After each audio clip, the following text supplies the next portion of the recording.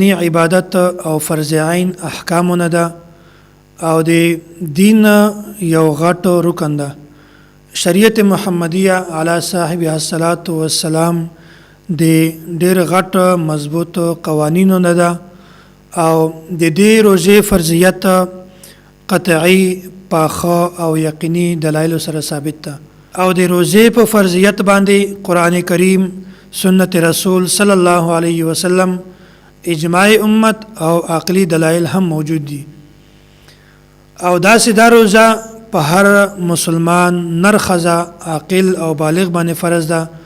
که څوک د دې د فرضیت انکار وکړي هغه سړی کافر ده او که څوک بغیر د شرعي عذر نه دا روزه نه ونیسي نو دا سړی فاسق ده او ګناهګار ده.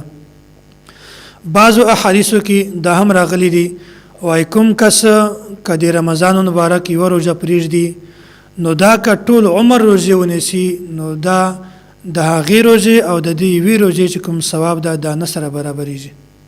قرآن کریم کې الله جل جلاله فرمایي یا ایها الذین آمنوا کتب علیکم الصیام کما کتب علی الذین من قبلکم لعلکم تتقون.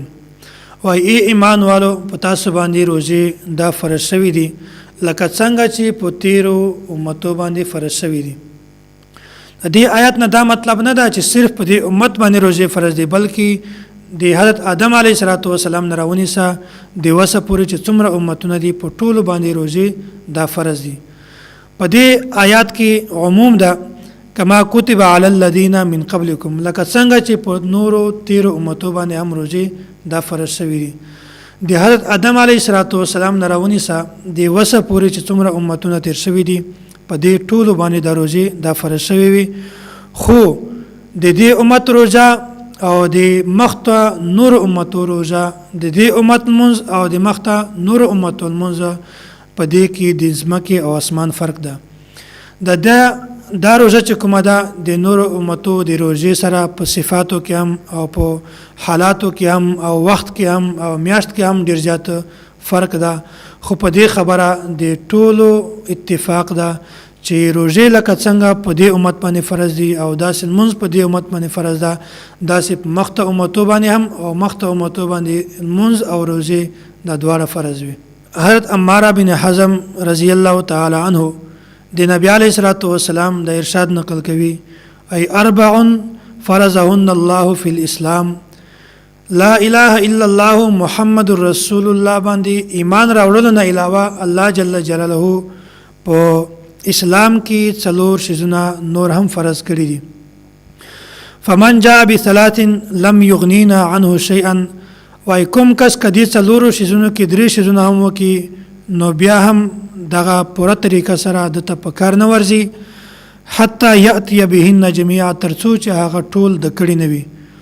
هغه کوم دي الصلاة والزکاة وصیام رمضان وحج البیت، منځ، زکات، د رمضان مبارک روزه او داسې د بیت الله حج. که کوم کس دا د اسلام بنیادی ارکان دي که کوم کس په دې څلورو کې دریو کې یا دوو کې او یو پرېږدي یا دو پرېږدي نو دا دته په صحیح طریقه سره په کار نه ورځي تر څو چې دغه سړی په دې څلورو شیزونو باندې عمل نه وي کړی. نو مونږ تاسو ته پکار ده چې د رمضان مبارک میاشتې روزې ټولې ونیسو او په دې میاشت کې مونږ د هغه کارونه منیسو چې کوم کارونه د الله نبی مونږ منې کړیو او هر هغه کارونه وکړو چې کوم کارونه مونږ ته د الله نبی د کړلو حکم را کړی ده. د دې میاشتې عبادت ډېر زیات ثواب ده. په دې میاشت کې ذکر، اذکار، تلاوت او داسې نور چې کوم عبادت ته، نفلی عبادت ته، فرض عبادت ته د دې زیات نه زیات کولو کوشش کوئ. نو الله جل جلاله دې مونږ تاسو ټولو ته د داسې میاشتې قدر کولو او د روزې نیولو توفیق را نصیب کړي. واخر دعوانا ان الحمد لله رب العالمین.